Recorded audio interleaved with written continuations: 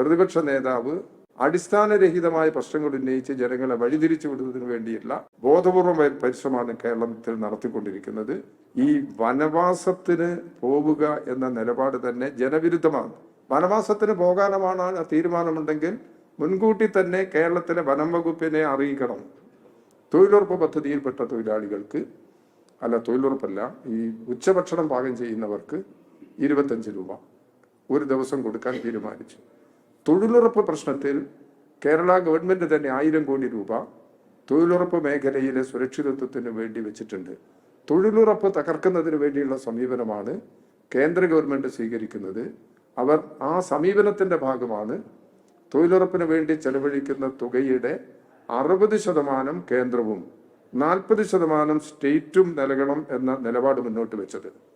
ഇവിടെ തൊഴിൽ ദിനങ്ങളുടെ എണ്ണം വർദ്ധിപ്പിക്കുന്നതിന് വേണ്ടി കേന്ദ്ര ഗവൺമെന്റ് മുന്നോട്ട് വെച്ച നിർദ്ദേശം 125 ദിവസം തൊഴിൽ കൊടുക്കുമെന്നാണ്. തൊഴിലുറപ്പ് തൊഴിലാളികൾ ആവശ്യപ്പെടുന്ന ഡിമാൻഡ് ഒരു വർഷത്തിൽ 200 ദിവസം തൊഴിൽ വേണം.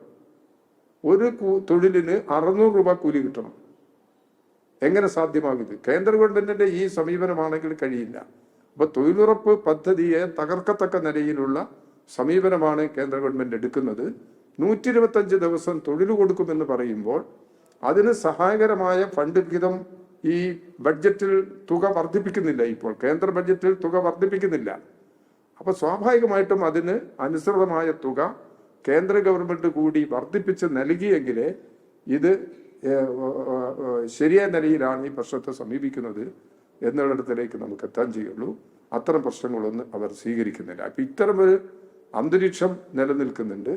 ആ അന്തരീക്ഷം നിലനിൽക്കുന്ന സമയത്തുള്ള ഈ രാഷ്ട്രീയ അന്തരീക്ഷത്തിലാണ് കേരളത്തിന്റെ പ്രതിപക്ഷ നേതാവ് എത്ര പ്രശ്നങ്ങളിലാണ് അടിസ്ഥാനരഹിതമായ ആക്ഷേപങ്ങളും ആരോപണങ്ങളും ഉന്നയിക്കുന്നത്. അദ്ദേഹമാണ് പറഞ്ഞത്, ഇവിടെ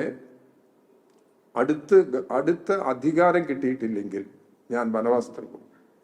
ഒരു രാഷ്ട്രീയ പ്രവർത്തകൻ, ഒരു പൊതുപ്രവർത്തകൻ സാമൂഹ്യ സേവന രംഗത്ത് പ്രവർത്തിക്കുന്നത് അധികാരത്തിന് വേണ്ടിയല്ല. അധികാരം കിട്ടിയാൽ അത് ഉപയോഗിക്കണം. എങ്ങനെ അവർക്ക് ജനങ്ങളോട് നീതി പുലർത്താൻ സാധിക്കും?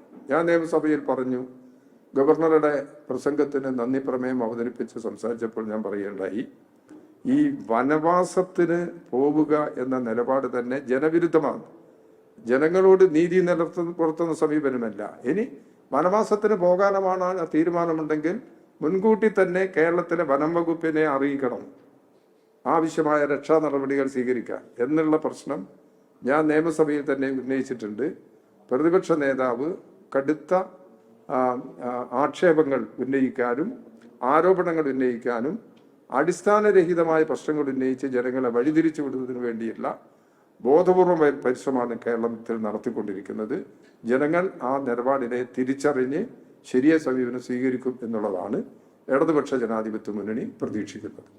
ലോകത്തെവിടെയായാലും ഏത് സമയത്തും 24 വാർത്തകളും ഓഗ്മെന്റഡ് റിയാലിറ്റി പാക്കേജുകളും എക്സ്പ്ലെയിനറുകളും വിശദമായി കാണാൻ ഞങ്ങളുടെ യൂട്യൂബ് ചാനൽ നിങ്ങൾക്ക് സബ്സ്ക്രൈബ് ചെയ്യാം.